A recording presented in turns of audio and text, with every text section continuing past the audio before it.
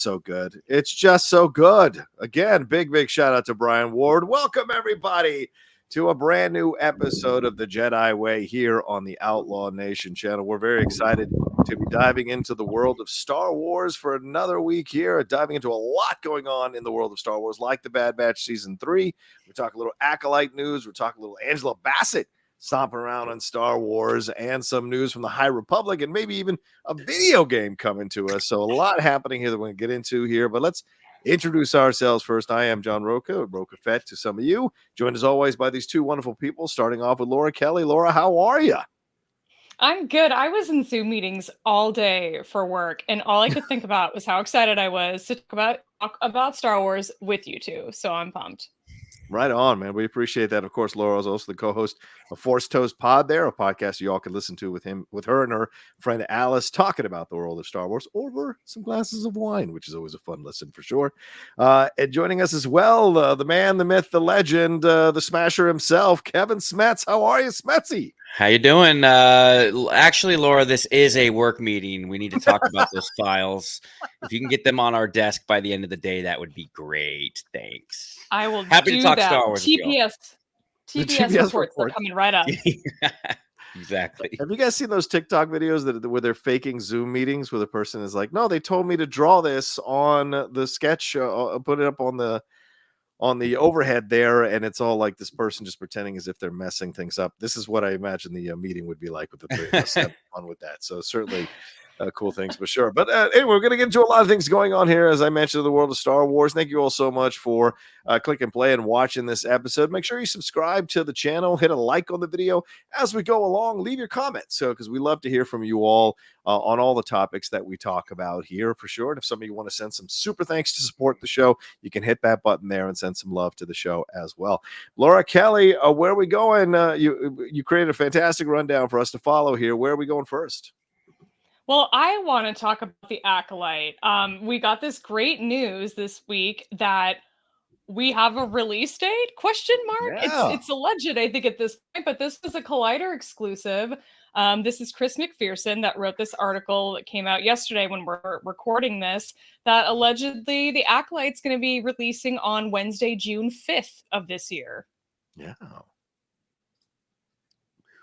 Pretty crazy. We also got news about the score, which is really exciting. Yeah. I'm not sure exactly how to say this guy's name. Michael, is it Abels? Sure. Is the name of the composer that's worked a lot with Jordan Peele. He's going to be doing the score for the Acolyte. That's news, I think. I don't recall hearing that before. So very exciting stuff. What are your thoughts on the Acolyte? Are you looking forward to jumping into this High Republic? Because you haven't read the books, right? This will be intro for you. I've read as much as you've read. Here we go. Plagueis novel. So did I walk into talk. That? I did. I'll read Starlight Beacon. Is that what it's called? I'll read Starlight Beacon. It's not. It's not what it's called. Is that a thing? That's a thing, though, right? That's a thing. It's a thing. Yeah, all right. No, I'm very excited for it. I like their uniforms back then. Those like lightly colored, has a little KOTOR vibes for me. So I'm kind of excited for it. There it is. There's Starlight Beacon herself. That's Atris, not Atris, Arliss something. Arliss. The something. She's cool. I read the first couple chapters. I'm gonna get to it. I promise. Right when you get to. Yeah, I'm excited. Look, Star Wars in June, that's just kind of become like, I loved it when Star Wars is in theaters in December. I hope that returns. But I'm kind of used to this, like getting a good, fun Star Wars show over the summer. Yeah. I think I've talked about it. Like we were in Hawaii when the Obi-Wan show dropped, and like it just so now I have like good, fond memories of like summer vacations. Now I got to plan my trip around Acolyte. I got to get back to Hawaii so we can watch Acolyte over there. But yeah, I'm excited for it. We didn't know when they were all being very shifty with dates and stuff like that. So it's nice to get a little clarity on it. So I'm excited. How about you, John? Yeah, very much so. I mean, obviously coming from creator Leslie Headland, there's already like some hype and buzz around this as well. A lot of people already talking about how excited they are for people to finally see this stuff, see this footage, and and get exposed to what's happening here. Supposedly there's a trailer that's already finished as well that they've just been sitting on and waiting to release at a certain time. So now there's a lot of anticipation and guessing on when this trailer is supposed to come out. Some people saying next week, some people saying maybe in a few weeks from now. But certainly that's another piece of this puzzle that I think is very interesting as well. And coming in, it's dropping just a few weeks after we finish up Bad Batch, this current season of the Bad Batch. So that's interesting as well. And then we've got all this other stuff that was announced. So I like that Acolyte's coming. When is Skeleton Crew happening? I think it's a little bit later. So this is going to be a year chock full of Star Wars, at least on the TV side of things. And so I think that's good, a great way to keep the brand afloat for now until we jump into the movies, which are supposedly starting next year with the Mando and Grogu movie, which we talked about on our previous episode here as well. And yeah, I like the idea. I like the idea of what Kathleen Kennedy says in the article here that when she was being interviewed by Maggie Lovett back in 2022, she said we actually were intrigued with that because if that show works, then it really gives us an opportunity to expand on that, talking about the Acolyte. And that's what's so great about television, because it gives us sort of this larger playground for experimenting. And so clearly this is something they have a lot of plans for and a lot of hope for in how it's going to come out here. So I'm very, very excited. I mean, Carrie-Anne Moss, Rebecca Henderson, Dean Charles Chapman, Daphne Keane, who I'm such a massive fan of from Logan, and of course all being led by Amanda Stenberg in terms of the cast here. But I also like the composer. I mean, this Michael Abels, I think, yeah, as you said, Laura, Get Out, Us, and Nope, fantastic scores that he delivered for those movies, but also has done a bunch of other work in separate areas of entertainment and separate documentaries as well. So certainly a very experienced composer. And that tells me if you're going to get a composer who's doing horror movie scores and doing scores for something like A Muslim American Slave, The Life of Omar Ibn Said, that tells me that you're approaching this score from a very serious, a very heavy, a very emotional place to tell this story. So the Acolyte is going to have some weight to it. It isn't just going to be something that is, just a fun Star Wars type of show. So what do you think about that, Laura? Am I on the right track in sensing the vibe of this show, considering the composer they've chosen here to create the score? I think that tracks 100% because what we've gotten so far in terms of like what exactly this show is going to be about. Yeah. I feel like I've seen some stories say that it's be set 50 years before the Phantom Menace. I've seen others say that it'll be 100 years. Most, and I think this article in particular says 100 years. Yeah, 100 years. Yeah, that's more what we've mostly been seeing. But I think what we're going to be looking at is the fall, essentially, of the High Republic. Yeah. So where we are in the timeline in the books is about 250-ish years before the Battle of Yavin. So we're pretty far behind where the show is going to end up. All my favorites, pretty much, with the exception of Ernesto Rowe, who we know is going to be in it. She's from the High Republic books. Everybody else, I think, is going to be long dead. Not Avar Kriss, though, right? Avar Kriss is going to be. She will be dead. Well, I guess we'll have Jarl Poof and we'll have Yoda. They're also alive during the High Republic and kicking in those books. Yeah. But yeah, I'm really excited for this. I'm trying to go into it with not too many expectations like I did with Andor, because I've learned my lesson, I think, with Ahsoka and Andor. After experiencing what I did, I went into Ahsoka with sort of lower expectations, and I ended up enjoying it, I think, a lot more than most people. So that's where I'm at with this, but I am cautiously extremely excited. I saw one person speculating, and I can't remember if it was on Twitter or in this article, that we might be looking at a May the 4th trailer potentially for this show. Well, given Star Wars track and their timelines for trailers and their shows, that makes a lot of sense, I think, in terms of, how they've sort of been handling these things in the recent past. But I don't know. I'm excited either way. Yeah, I mean, we're in February, right? So it would be February, March, April, and then May finally dropping a trailer for it. But that would only be if it was coming out in June. That would be just a month, a little bit over a month from its release. So I don't know, man. It could be interesting. Maybe we'll get a teaser, like a 1-minute teaser, and then we'll get the full trailer on May 4th. That's possible, but waiting until, because we did get the trailer at Star Wars Celebration, so we know that they have something ready. Right. I don't recall it being a very long one, but like maybe they released that finally. I saw the and cam ahead version of time. that. You I saw did? a very rough cam version of that. It was pretty cool. Yeah. That trailer. Good But to yeah, know. they have one like ready to go. They could drop that tomorrow and everybody would be stoked. That's very true. Laura, can you say what before we leave out the topic? You keep mentioning this a couple of times. Why are you excited about this particular show and particularly? Like why this one?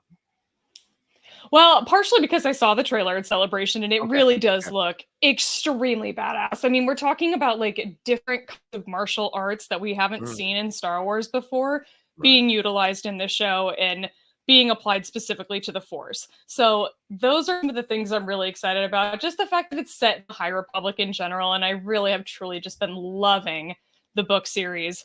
That have been set in that era. I know it's going to be sort of a different time, but I'm just excited that for everybody to sort of get a piece of that it won't just be this little thing that all of us book readers have, that everybody will get to experience it soon. And I'm excited for that.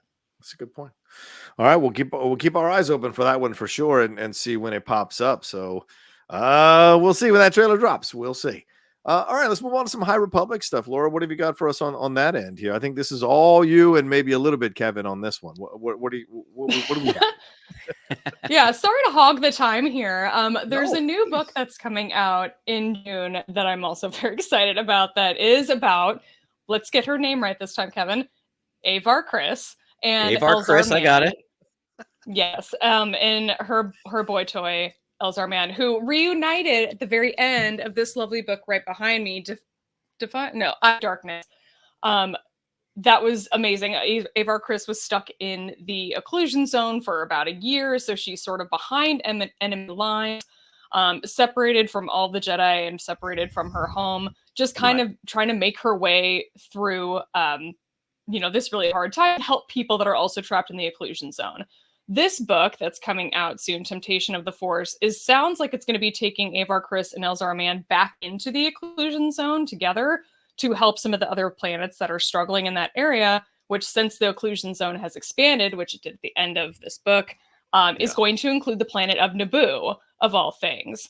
Naboo, obviously, where Padme Amidala is from, but it's also one of the settings in Light of the Jedi, which is the very first book of Phase 1 of the High Republic. If you decide you want to read High Republic books, that is the place to start. And if you do read that book, you'll find that Avar Kriss, Elzar Mann have sort of they've had a past relationship as before they sort of became Jedi Knights. They definitely had a little bit more of like a romantic vibe. When they became Knights, they decided to try to let that go. They have mostly been unsuccessful in that, which is fantastic for people who are into kind of things, just me. But this will be really fun to get to see them reunite, not only just fighting side by side as they did in Light of the Jedi, but also reunite on Naboo, which we got some really great scenes with them in Light of the Jedi on Naboo. But this is really exciting. We're going to get to sort of see like where were we in terms of like the geopolitical situation on Naboo in this time period. Obviously a little bit different than where we'll end up 260 years into the future by the time we hit Phantom Menace. But there is obviously some similarities. It's obviously still like lake country. It's very pretty. They actually end up in some of the like the mansions of some of the richer families that in the High Republic, some of those people who are sort of blazing the trails of hyperspace. So I imagine we'll catch up with some of those people too. Right. What do you think about this, Kevin? What are your thoughts on all this as you see what's coming next here for the High Republic? Well, don't worry, Laura. If I were to do the breakdown, there'd be like 5 KOTOR articles, right? So we're following the passions. Sure. Look, I'm just reminded of when episode 1 came out and we saw Naboo for the first time. There was theories on theforce.net that Naboo would turn into Dagobah, that like after the Empire like destroyed everything and started destroying planets, that Dagobah, like we were seeing Dagobah in its glory days, and then the tree, and we'd see the cave and everything beforehand. I just remember that. But yeah, hey, anytime you're look, for people, like I said, I've read the first part. I remember reading the first part of Light of the Jedi, and I liked it. And it's hard to get into it when there's not a lot of when you're really starting fresh, right? And you don't know what some things look like, and you're utilizing your imagination and stuff. This is way back when it first came out, before there was lots of art and comics about it. But wherever you introduce something that's familiar for people, hopefully that's going to bring new fans into the High Republic. So bring on Naboo, little subtle, hints to the future galaxy, what it will be, I think could only help the High Republic. So I get excited when Laura gets excited because it's just cool to see her passionate about it. So, I think a lot more eyes will be interested in the High Republic after the Acolyte. I just think it's going to be that's going to have to be a lot of people's intro into the High Republic era. But I think a lot of people will be like, "Ooh, I like this." And after that season airs, they're gonna find Light of the Jedi and all this other stuff. So when we get around to this part with Naboo and Avar Kriss and Elzar Duncan, Elzar something. I like their name. Elzar Man. Yeah, Elzar Man. I think it's not like a difficult name, man. I don't understand. I know you're worried, Laura, that they're gonna die in this book. Do you really think they're gonna die? That was gonna follow up my question there with that. Yeah, a lot of people were like freaked out that this was the synopsis of the book, thinking that they might die. Is that what you're thinking too? I don't know. The synopsis is a little bit ominous. I have a feeling that maybe I don't think both of them would die. I think maybe one of them will survive this, and it's going to set the other one down a very dark path. If anybody who's read the High Republic books knows that if there's one Jedi that has a tendency to go down a dark path, it's Elzar Man. So my hopes are very high that if Kriss survives, because if she doesn't, he won't. Honestly, I like a good turn to the dark side. Could this be? I know, and he's so great.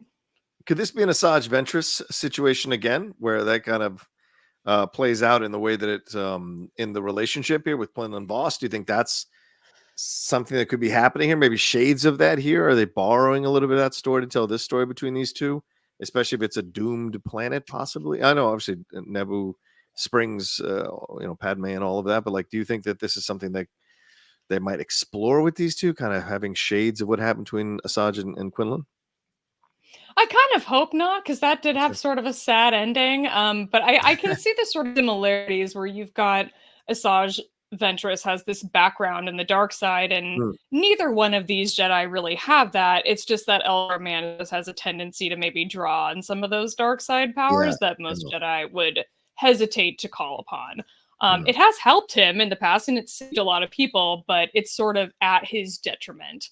And so hopefully we don't see that continued downfall for him, but wouldn't be surprised. We've seen that story play out quite a bit in Star Wars, so I'd love to see it go a different way, but I wouldn't be surprised if it doesn't. I'm hoping if Avar Kriss dies, a moon crashes onto her, so then you can experience what us fans back in the day with what was that book? Remember when a moon landed on Chewie? Oh my God, Chewie dies in the expanded universe because a moon crashes on him, and he gives a defiant growl as the atmosphere is crashing around him. That would be a good way to go for Avar Kriss if it happens. But I hope they live happily ever after, and we find out they died somewhere on Niami vacationing. They didn't die there; they retired there, and they died somewhere else. See, and that's the thing. In Light of the Jedi, their whole plan that they talk together is that they're going to retire eventually from the Jedi Order and retire on Naboo and just live out their retirement. Oh wow, that's kind of cool. Which would be so fun. So that's why another reason it's fun that they're bringing Naboo back into the High Republic. And I sense a romantic comedy with them on Naboo. Something like as good as it gets in space. Nora Ephron's gonna do it. Actually, we'll have Nora Ephron. Don't tease me. Don't tease me.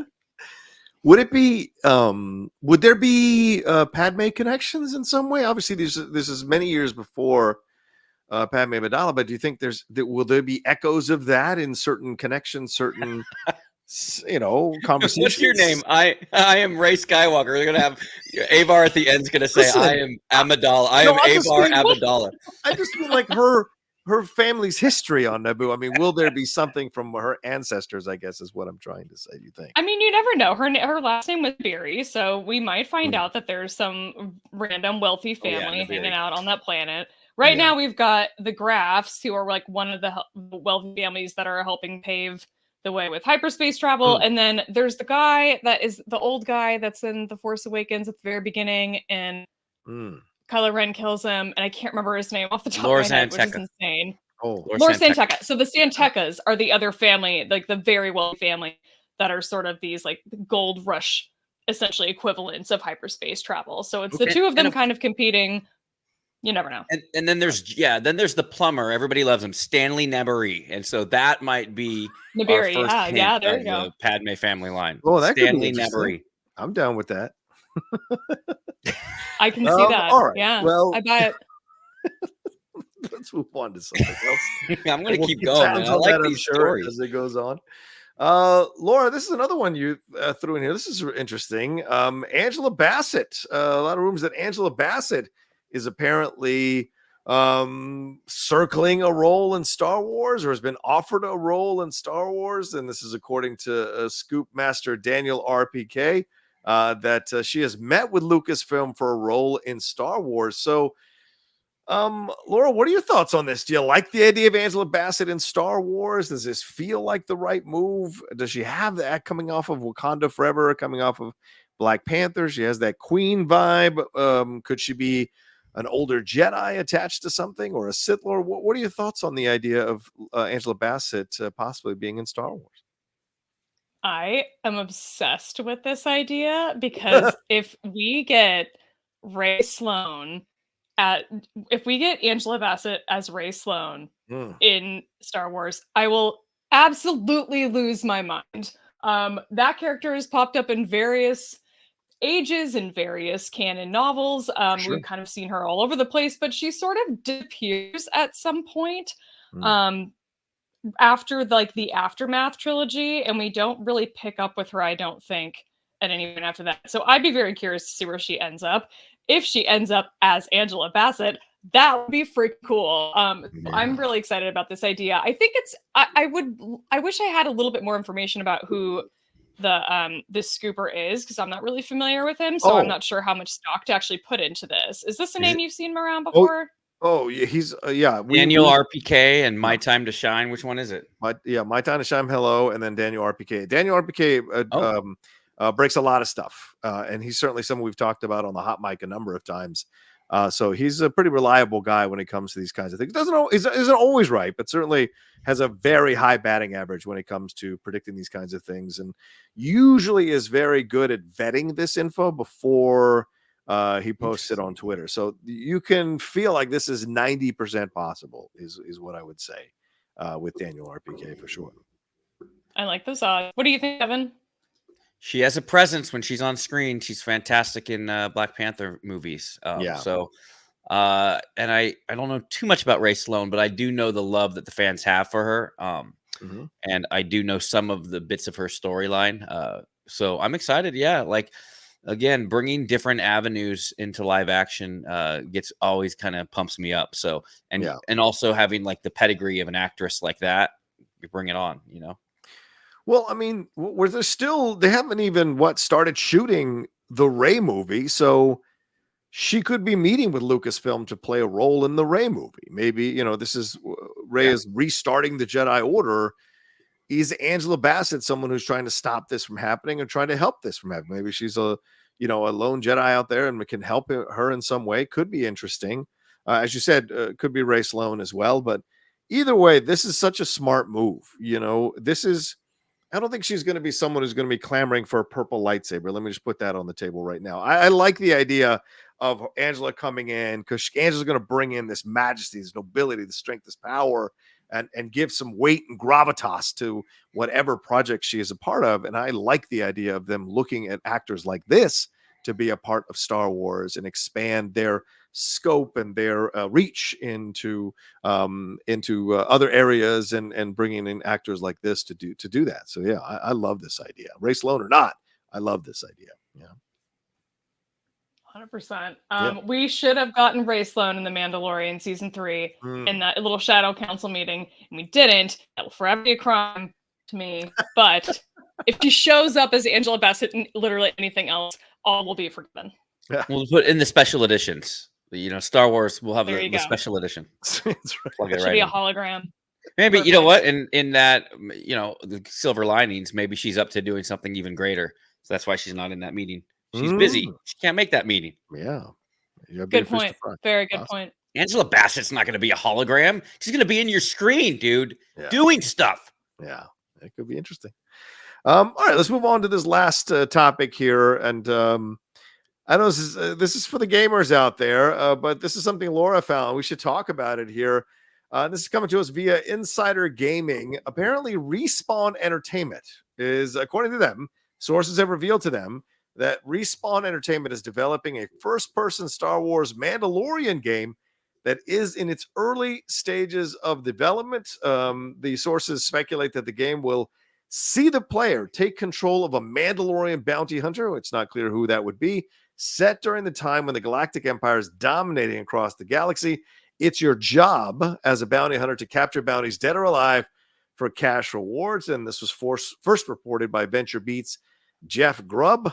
And the game was being led by Respawn creative director Mohammed Alavi, who left the studio to pursue his next adventure, and didn't disclose if it was a Star Wars game at the time, but it may be something now that is possible. And it's looking to be storytelling-wise, that there will be mobility through the jetpack and allow the player to perform horizontal dashing, vertical jumping, boost sliding, and all those moves as you've seen from the Mandalorian. So, Kevin, I'll go to you first. We've been in the panel, although you slept through most of it, when we saw Star Wars Outlaws. So you tell me your thoughts and your feelings when you hear about the possibility of the Mandalorian, or a Mandalorian rather, a video game here where you're playing a Mandalorian and possibly an open world situation.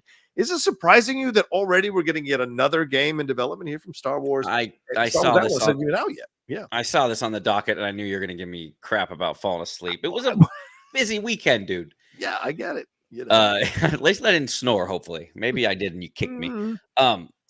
Yeah, no, the new Indiana Jones game looks great. I know it's a different developer, but people were complaining that that's like first person, and I was like, I like first person. Sometimes it's really cool, and I always hope that maybe they'll end up figuring out a way to then, VR is going to be all the rage with the Vision Pro, and obviously the Meta Quest and the Meta Quest 3.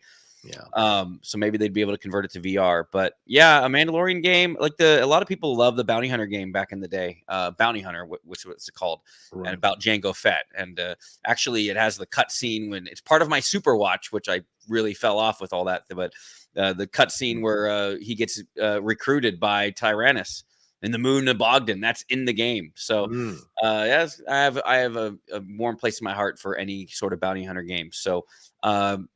Yeah, I'm excited for it. It's so early on. Like I think Outlaws. I did read that it's not open world, so this would not be open world. It would have linear levels taking place on a variety of different planets. So I think it would be an interesting take on the genre. So bring it on.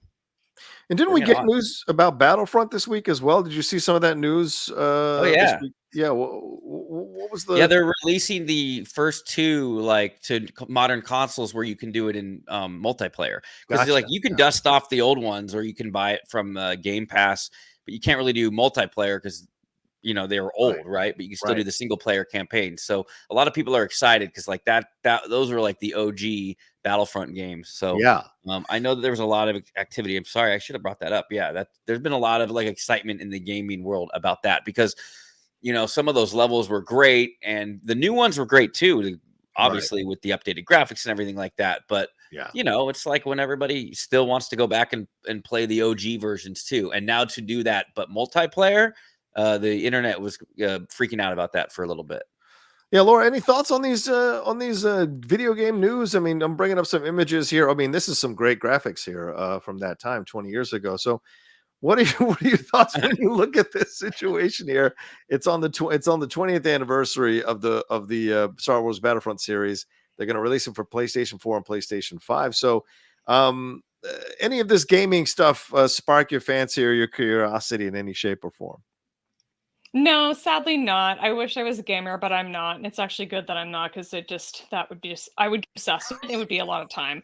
But I'm happy that others are happy about this. I am surprised that we're talking about a Mandalorian story and we're not talking about Din Djarin I know that this is sort of during the height of the Empire, but it wouldn't be some sort of kind of prequel with him. But I guess maybe he would be too young. I don't know. So I'm excited that people are happy about this. I saw a lot of excitement on Twitter when this news came out. So overall, news seems to be well received. But yeah, I'm kind of all the things that they're kind of doing to sort of lean into the Mandalorian and the Mandoverse sort of time period, I'm surprised that they wouldn't be adding a game. If they're going to add a Mandalorian game, it wouldn't be our Mandalorian game. I don't know. Well, maybe there'll be cameos in there from some of the other Mandos we've met. That would be kind of cool too. Yeah. Like there'll be opportunities for that.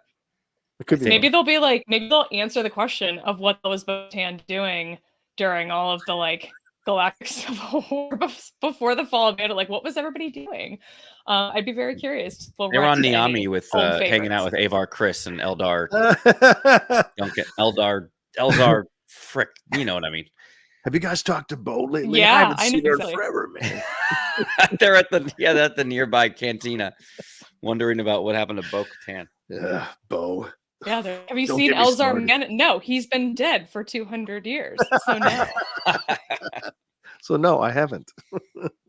All right, so we'll see. I mean, obviously, this is pretty cool, fun stuff, and I'll definitely be getting those Battlefront games. I don't give a crap about the graphics. I want to try them out, man. Have some fun with them. You'll love them, man. There's 17 new maps, so if there's 17 new maps, that means there's some fun things to experience. And my favorite one about one of the old ones is you could ride around in the speeder bike, not the speeder bike. You could be like the Roger, the battle droids on those like cool little jet things. Yeah, and that was really fun. You could be fighting the Gungans. They had like the episode 1 battles in it. Pretty cool. That's a quick question. Are you guys going to go see the prequel trilogy re-releases in the theaters, or are you guys going to stay away from the theaters for the prequel trilogy releases? Oh, bring it on. I saw the 3D when it was back in the theaters for 3D, and I was excited because I wanted to see Attack of the Clones in 3D and Revenge of the Sith. So I'm hoping when they have these anniversaries that they will have the 3D prints too, because they're really fun. Like, I don't know, like to see them in 3D at the big screen was really fun. Laura? No interest? I feel like I am in a group chat with a bunch of Star Wars Schmodown alumni. And we were just talking earlier this week. Every once in a while, it sort of reactivates about how most of us are still traumatized and can't rewatch the movies. So from the competition. Not. Yeah. And like when you watch them, all of us still have that instinct to like pick up, like start writing stuff down. Like, oh man, I don't know. I can never see myself getting past that. So I don't think that I will go see them in theater. Yeah, I haven't seen any like geek bad. movies. I'm the same way. I haven't really. I didn't see any. I mean, I know they were all dog shit apparently anyway, but like I didn't see any of the last DCU movies, the last Marvel. Like wow. Yeah, I just kind of fell off of it, you know. You guys like facial tics and stuff. I can see that. I understand that. I understand that. It was war, man. You understand, John. You were there, dude. You were there. You faced me in a Harry Potter match. Oh yeah, I remember that, dude. I don't catch. I don't stress out about it too much. I think more it's a matter of like I'd love to. I don't know. I'd love to play again. It's been a while. It'd be fun to jump back in again. But we could never.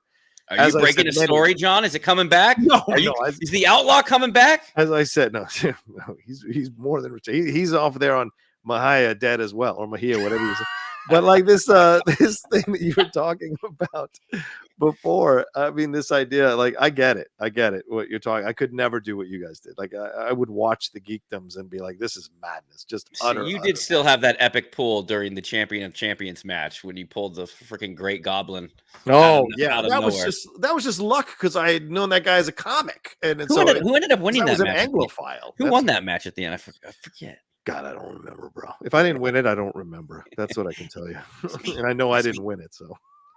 It was Kevin. That's right. Smets won it. That's right. Anyway, now that we've gone down memory lane, let's take a quick break, and we're going to jump in to season 3 of the Bad Batch and have fun talking about that here right after this.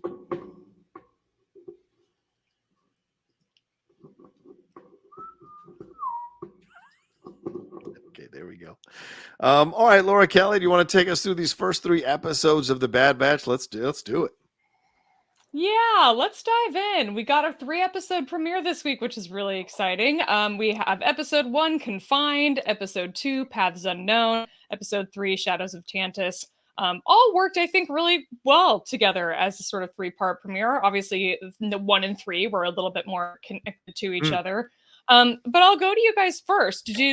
First of all, the 2-minute recap that we got at the beginning of Confined, I thought was fantastic. I wanted if you guys found it helpful.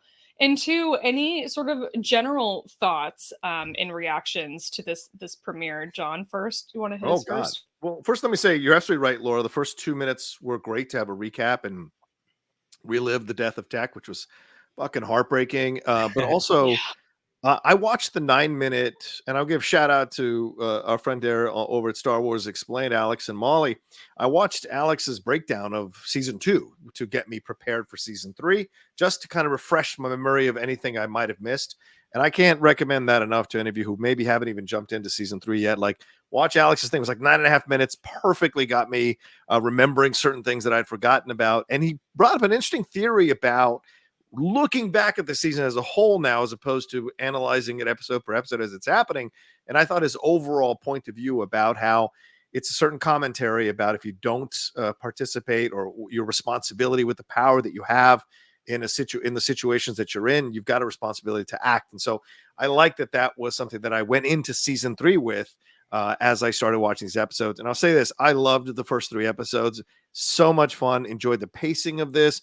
Really like that we finally crossed the Rubicon and we're not trying to do these adventures of the week type things, even though they served a purpose in the end for season 2. It did get a little gratuitous. In fact, it made us stop reviewing them on the show after a while on this show. And so to see that they are starting exactly where they left off, with that kind of feeling of importance, and that the stakes are very high, and we're talking about M counts, and we're talking about Omega and her effect, and her and her sister are having more interactions. I loved seeing that as well, and then seeing the pain of what happened with Tech affecting everybody there, and seeing the Crosshair and Omega stuff, I thought was really moving as well. And so overall, I just thought, from beginning to end, these first 3 episodes, which I'm calling the Tantus arc, I thought was fantastic to see, and a great way to get us right into season 3.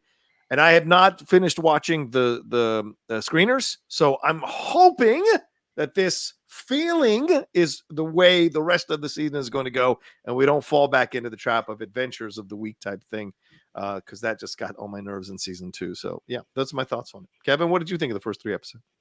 I didn't watch it, so no, I'm just kidding. I loved it. I loved the first of all, lightning strikes a shuttle and it crashes. Don't planes in our world, they are built, they get struck by lightning all the time, and it distributes it equally, and they keep flying. So Star Wars tech needs to maybe take a book out of Southwest Airlines and maybe check out how they do it up there in the airplanes. But no, the music in the first episode was just that piano. Like, it was like that mysterious type piano. I don't know if it was piano or whatever that was. Right. It was so like beautiful, but also sad. And you see her going through her day, and like seeing how she walks by Crosshairs and everything like that.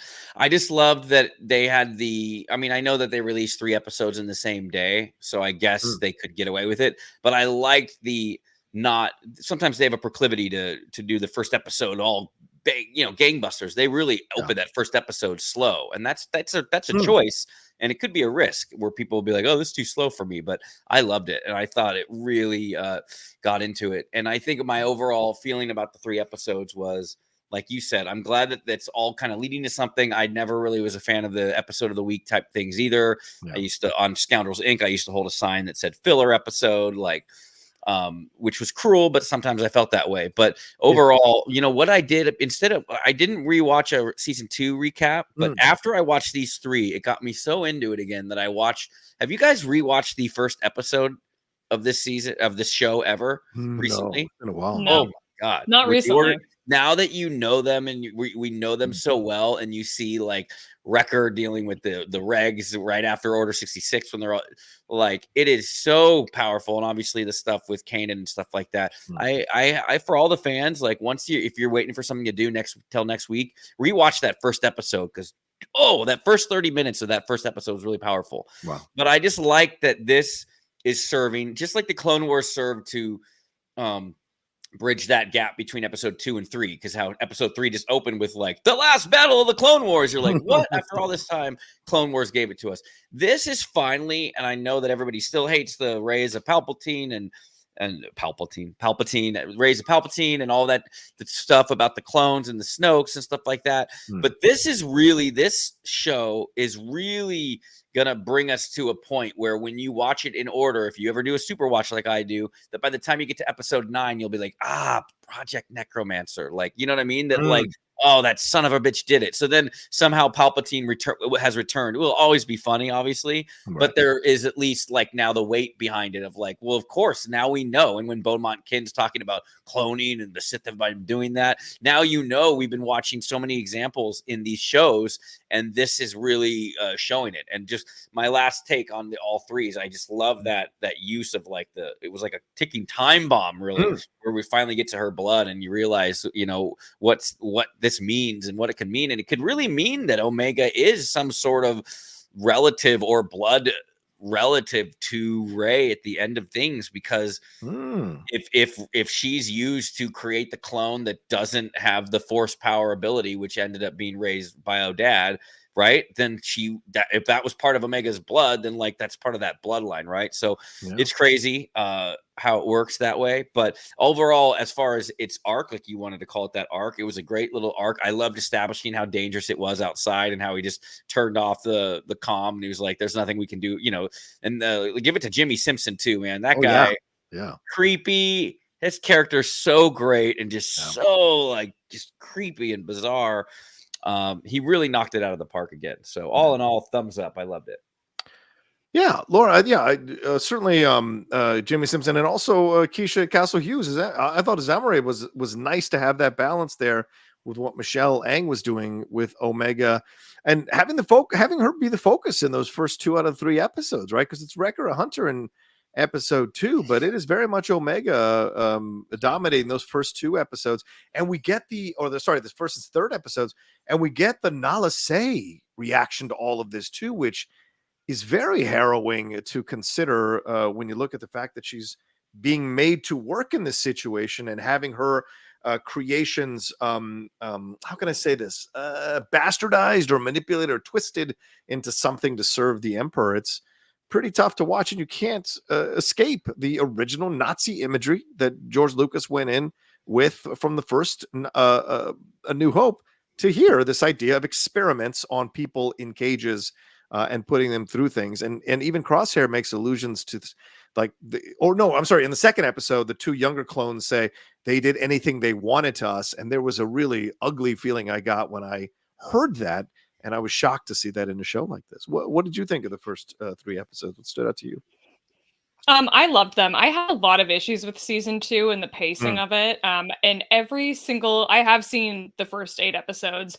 Every issue I had with season 2 is no longer an issue in season 3 of what I've seen so far. That's great. I'm absolutely loving it. Crosshair and Omega becoming the sort of heart of the show is so fantastic. We got to see these really great sort of one-off episodes of Omega bonding with different members of the Bad Batch over the course of the first 2 seasons. It was really moving, I think, in particular, seeing her with Tech. And I get that sort of same fuzzy feeling when I get her and Crosshair sort of bond a little bit, or at least like kind of having to team up during their actual escape in episode 3. Thought was fantastic. The way we kind of have to slowly warm him up to everything. But by the time they are escaping and they're in the forest, he's like fully on board and ready to take charge and team up with her. And it's just fantastic. As tweeted about earlier this week, I love the Lurkas. I am head over heels for any Star Wars creature that is dog-like, even the smallest way. So I'm just head over heels. Please give me I'll take all the merch for all of the Lurkas. And the whole story with Batcher and the sort of, connections between that you can kind of draw between her story and Crosshair, I think was fantastic. And I also love the name. Batcher is fantastic that we gave that name. Seeing Nala Se's struggle, I think, through the first and third episode is really interesting because we know that the Kaminoans have this very natural inclination to pursue science, and we know that that's very much ingrained in Nala Se, but you can also kind of see it wearing on her. And also you see that all those 2 things battling with each other and this instinct to protect Omega and save her from everything, and then ultimately help her escape, which I think is fantastic in how she executes it, where she's just like, what are you talking about, Dr. Hemlock? I was with you the whole time. It's like, oh, perfect, actually. She does get thrown in a cell at the end of that, so I'll be curious to see what happens from there, because clearly whatever she's doing, teaming up with Emery in terms of testing all of these blood samples, ultimately works. We see that very much later down the road. And we see Project Necromancer referenced in The Mandalorian in season 3. So that clearly has legs as well. The question of, is Omega key to cloning Palpatine? Is she what ultimately gets us there, whether that's related to Dathan, Rey's biological father or not? This is really interesting that they're tying it to Palpatine in this way. We kind of knew this was coming. We saw those cloning components in season 1 of this show, which I liked a lot more than season 2. And the fact that we're kind of circling back to that, I've got really high hopes for this season. I think that they're going to absolutely take us out with an emotional gut punch by the very end of it. But I'm excited that we're sort of leaning into Emery and Omega and Crosshair, and it's all the fact that she's kind of the heart of this show. That's been the case all along, very much continuing into the season, and I just think it's fantastic. It's great. Yeah. Listen, too, they had homages to Alien, right? Like in the close quarters thing. And I bring that up because how crazy would the ending be if well, they're not going to take a page out of Alien 3, but in my brain, I'm like, if Omega is pinned down, where like she realizes, okay, if they kill her now or if they capture her, they'll use her blood to clone and create a perfect Palpatine. So what does she do? She drops herself into an incinerator or whatever she does, and into the core of a sun, or lets a moon fall on her, whatever it is, where she sacrifices herself, but in a way where her body and her blood would not be retrievable. And that's why he has all these failed Snoke clones and stuff like that, because if he would have had Omega, he would have come back way sooner and the galaxy wouldn't have been ready for it. So Omega might be the key to all of this, and she might do, I mean, it's really hard. And by the way, did you notice that, like, at first it was like a week that passed, and then finally you see it's been like 5 months, and she got a little older. Like, so she's going to be aging rapidly too. So I could see by the time that this season ends, she's, because you don't want to see a kid like. I was going to say, I don't think they do that on Disney Plus. Yeah, but maybe by the end of the season, she's going to be fully grown, right? So you never know. Or they pull a Harry Potter too, where Harry Potter halfway through the ending realize, like, oh my God, I'm a Horcrux. I'm gonna have to die in order to kill the enemy. What if somehow, something with her aging happens, where they're all the clones realize, like, oh wow, we're not, like, this is now escalating, and they're getting older and older, and how to stop it, to basically prevent Omega's blood from being captured. Because you notice he stops the turbo laser. Love the turbo laser, by the way. Very nod to A New Hope. But he stops the turbo laser because he needs her alive. He knows that there's going to escape, but he's going to have the full arsenal of the Empire. And lastly, having Ian McDermott as that voice, man, it's just chilling. He's so good at that voice, man. What a role he got to play. And I'm glad that he's back for the animations. So. Even though he's talking about Palpatine having sex in interviews, it's still nice to have him. The guy, it's weird. She Palpatine has needs, my friend. Come on. Let your desire fulfill you. Where are you from? It's nice to see you. Would you like to have a cocktail with me? Oh my God. You come here often? Yeah, no, it's not so good. That's no good. Hey, actually, you need to go now. I have to get back to work. Get the hell out of my quarters. Swiping right. Oh shit! You matched up with Palpatine. You got to go see him. Oh no! Oh my God.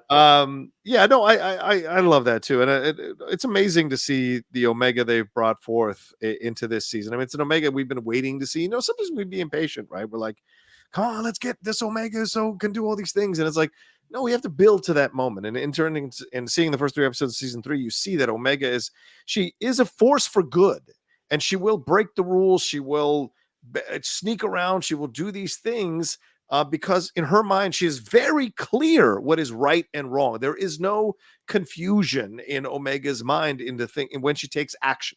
She's very clear. Like when she's sneaking off the salve to save a Batcher, by the way, which is a shout out to apparently the name of the fans of the show, the Batchers. They're called Batchers. So I didn't know that, but there you go. So I thought she was calling him a bastard the whole time. I was like, man.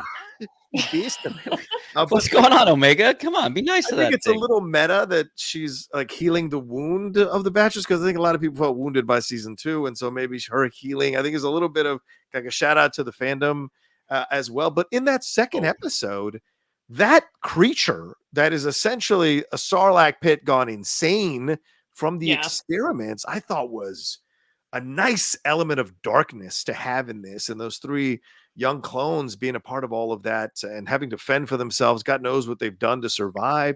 Yeah, that was cool. That. There's a really a harder edge to this season starting off that I kind of really enjoying, and it's a good balance when you have someone who's so about the light like Omega. You've got to have an equal amount of darkness in order to see the difference and see why it's so important for her to be existing and so involved in the story, Yeah.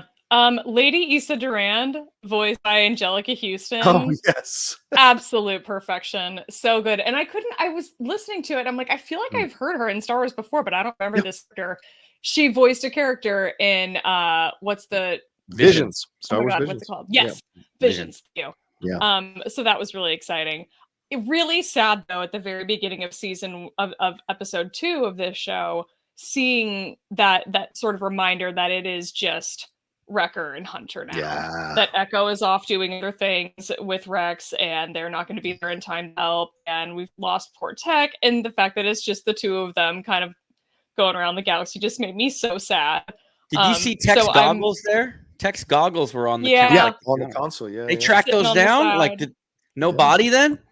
Or did they find the body? Is he alive? Maybe he had more than one set. I don't know. I've got 3 pairs of glasses. They live in different parts of my home, so maybe that's the situation. That's true. Yeah. Well, the doll's there. I mean, she's making the makeshift doll that Wrecker gave her while she's in prison, and we see the doll in close up there in some of those shots. But Laura, you're great to bring that up, because Lee, that moment where Wrecker says to him, the last time we went in without backup, we didn't all come back. It was like, that was such. He owned it. Ooh. He owned it, because usually he's the one going full force. Yes, 100%. Charge. Right. Which I thought was a nice element. That's some character growth right there, Mm-hmm. But maybe we'll see a difference where like he's starting to calm down a little bit, but Hunter is obsessed with trying to get the gang back together and rescue her. Yeah, I think there's, and Laura, of course, she's seen all 8 episodes, but there has to be a moment we're coming to where Hunter gets a little, goes a little overboard because of his affection for Omega and as a dad, and trying to save her as a dad figure, I guess, and trying to save her. I imagine there's something that happens down the road there, because you can tell that it is a bubbling thing within him to save her and find a way to bring her back. And of course they've escaped, but he doesn't know that. So that'll be interesting once they find that out here. Laura, what do you predict will happen next week? What are you thinking? Give us your thoughts. What are your hopes, your predictions? You watched the whole thing? Why are we doing this show? You watched the whole thing? Oh my God. Not the whole thing. Tell us. Just the first 8. Walk us through it. They only said just the first 8. I mean, so you can kind of guess at the end of this episode, the 2 of them leave. So where eventually they will meet back up. I can't remember if that happens actually in the next episode or not. I got to replay this episode and see your eyeballs when I said is Tech alive. I didn't realize it. We're gonna study this. Fans, send me a screenshot of her eyeballs. Yeah, put it together. All right. Anything more to say? We're getting close. Yeah, we should wrap up here. Anything more to say on these first 3 episodes? Anything more that we missed that you guys want to highlight or talk about, Laura? I just have one theory that I want to mention that I haven't seen mentioned in other places.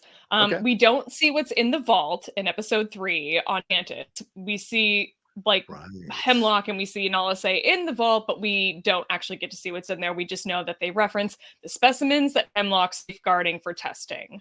Yeah. I wonder if this is going to relate at all to the Obi-Wan show and all of those Jedi that were at the Inquisitorius that were in the Amber, if that's going to come back into play at any point, if specimens have been moved around, say from Tantus to the Inquisitorius. Just theory. Or you're looking at Kino Loy, dude.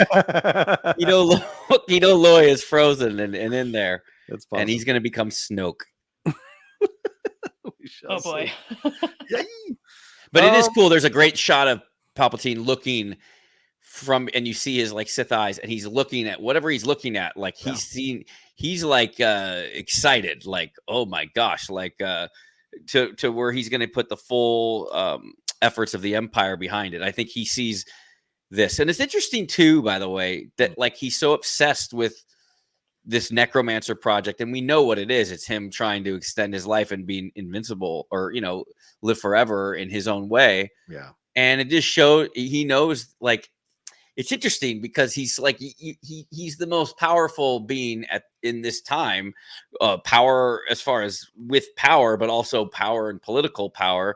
But he's still fearful. He, you know what I mean? Like, and it's crazy. Like the most dangerous kind of animals are those that have that fear for their lives. And this is one where he's going to do anything to kind of extend that. And I love it that it's not going to make the episode 9 kind of twist feel out of nowhere. I'm still not a super fan of it, but if they can explain it away to where it just doesn't become like this, oh, we gotta fix it all and have some sort of shock value after The Last Jedi, then I'm all for it. So, but I thought that the cinematography, as far as a CGI movie goes or show goes, I thought that the shot selection and the way they were showing him was great. Yeah.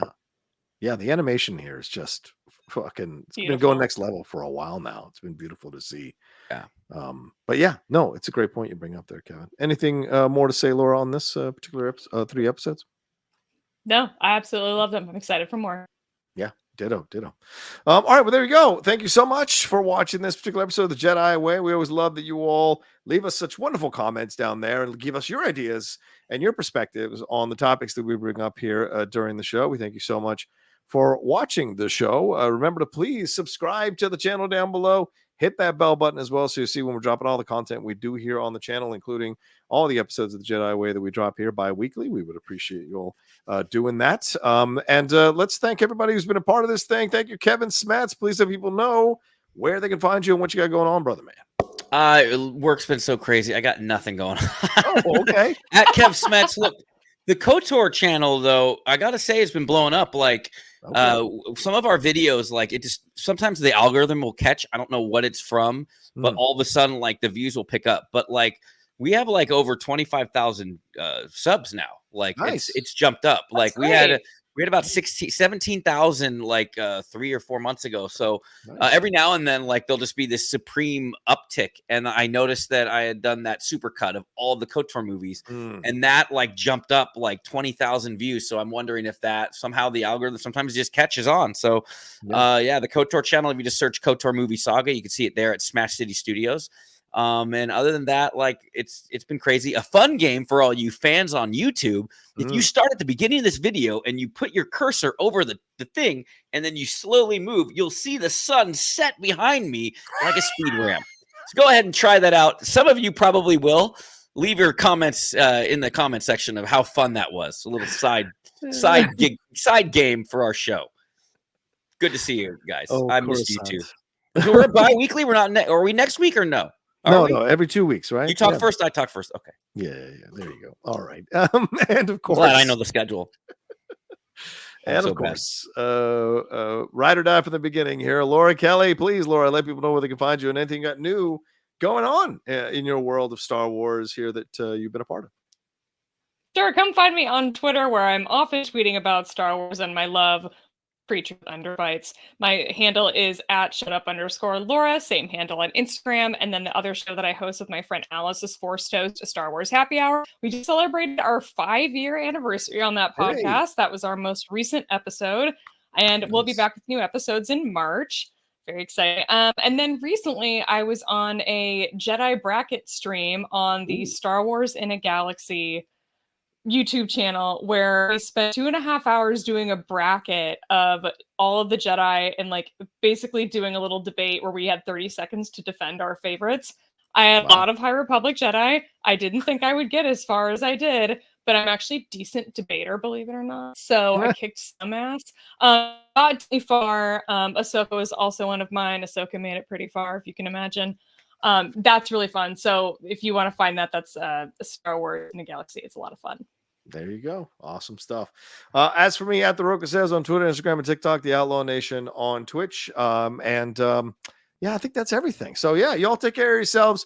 Be well, and we will talk to you next time with another brand new episode here of the Jedi Way. We love you. Take care.